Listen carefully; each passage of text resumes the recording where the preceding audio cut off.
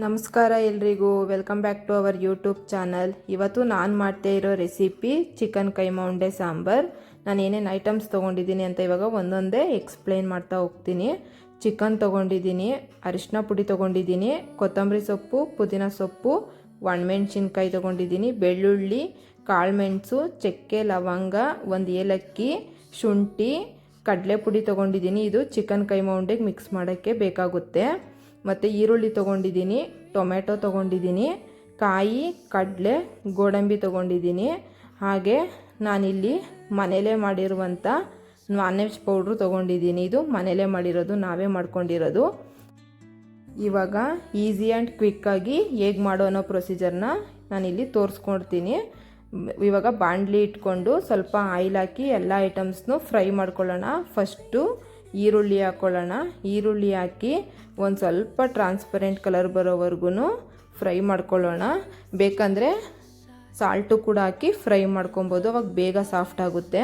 So ನೋಡಿ, ಇವಾಗ ನಾನು ಟೊಮೆಟೊನೂ ಹಾಕ್ಕೊತಾ ಇದ್ದೀನಿ. ಜೊತೆಗೆ ಶುಂಠಿ, ಬೆಳ್ಳುಳ್ಳಿ, ಕಾಳುಮೆಣಸು, ಒಣಮೆಣ್ಸಿನ್ಕಾಯಿ, ಚಕ್ಕೆ, ಲವಂಗ, ಏಲಕ್ಕಿ ಇದನ್ನೆಲ್ಲ ಹಾಕಿ ಟೊಮೆಟೊ ಸಾಫ್ಟ್ ಆಗೋವರೆಗೂ ಒಂದು ಸ್ವಲ್ಪ ಫ್ರೈ ಮಾಡ್ಕೊಳ್ಳೋಣ.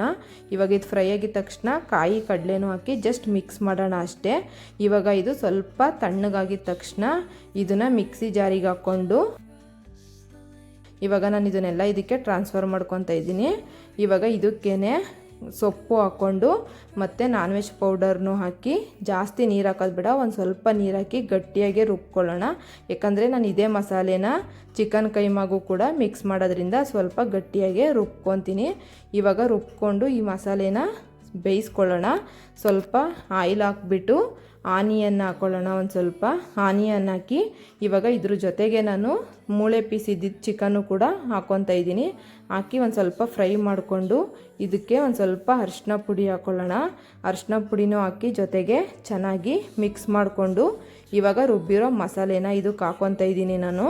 ಹಾಕಿ ಈ ಮಸಾಲೆನ ಒಂದು ಸ್ವಲ್ಪ ಆಯಿಲಲ್ಲೇ ಫ್ರೈ ಮಾಡ್ಕೊಳ್ಳೋಣ. ಸೊ ಫ್ಲೇವರ್ ಚೆನ್ನಾಗಿ ಬರುತ್ತೆ. ಇವಾಗ ನಾನು ಇದೇ ಮಸಾಲೆಗೆ ನೀರು ಹಾಕ್ಬಿಟ್ಟು ಮಿಕ್ಸ್ ಮಾಡ್ಕೊತಾ ಇದ್ದೀನಿ. ನೀಟಾಗಿ ಮಿಕ್ಸ್ ಮಾಡಿಬಿಟ್ಟು ಇವಾಗ ನಮ್ಗೆ ಎಷ್ಟು ಬೇಕೋ ಅಷ್ಟು ಸಾಲ್ಟ್ ಹಾಕ್ಕೊಳ್ಳೋದು, ರುಚಿಗೆ ತಕ್ಕಷ್ಟು ಉಪ್ಪು. ಮಿಕ್ಸಿ ಜಾರಿಗೆ ನಾನು ಇವಾಗ ಇಲ್ಲಿ ಚಿಕನ್ ಹಾಕ್ಕೊತಾ ಇದ್ದೀನಿ.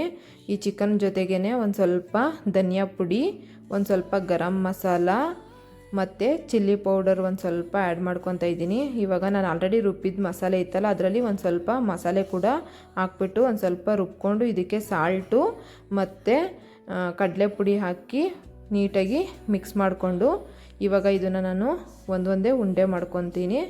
ನಮಗೆ ಯಾವ ಸೈಜಲ್ಲಿ ಬೇಕೋ ಆ ಸೈಜಲ್ಲಿ ಉಂಡೆಗಳು ಮಾಡ್ಕೊಬೋದು. ಇವಾಗ ಒಂದೊಂದೇ ಉಂಡೆ ಮಾಡಿಕೊಂಡು ಇದನ್ನು ಆಲ್ರೆಡಿ ಕುದೀತಾ ಇರೋ ಮಸಾಲೆಗೆ ಈ ಉಂಡೆಗಳನ್ನ ಟ್ರಾನ್ಸ್ಫರ್ ಮಾಡ್ತಾಯಿದ್ದೀನಿ. ಸೊ ತುಂಬ ಹೊತ್ತು ಏನು ಬೇಯಿಸೋದು ಬೇಡ, ಇದನ್ನು 5 ಮಿನಿಟ್ಸ್ ಬೇಯಿಸಿದ್ರೆ ಮೀಡಿಯಮ್ ಫ್ಲೇಮಲ್ಲಿ ಸಾಕು. ಒಂದು ಸಾರಿ ನೀಟಾಗಿ ಹಾಕ್ಬಿಟ್ಟು ತಿರುಗಿಬಿಟ್ಟು ನೀಟಾಗಿ ಕ್ಲೋಸ್ ಮಾಡಿಬಿಡೋಣ. ಸೊ ಇವಾಗ ಇಲ್ಲಿ ನೋಡಿ, ಎಲ್ಲ ನೀಟಾಗಿ ಮೇಲ್ ಬಂದಿದೆ ಅಂದರೆ ಇದು ಬೆಂದಿದೆ ಅಂತ, ಮತ್ತು ಆಯಿಲ್ ಕೂಡ ಸಪ್ರೇಟ್ ಆಗ್ತಾ ಇದೆ. ಸೊ ತುಂಬ ಚೆನ್ನಾಗಿ ಬಂದಿದೆ. ನೀವು ಕೂಡ ಟ್ರೈ ಮಾಡಿ. Thank you.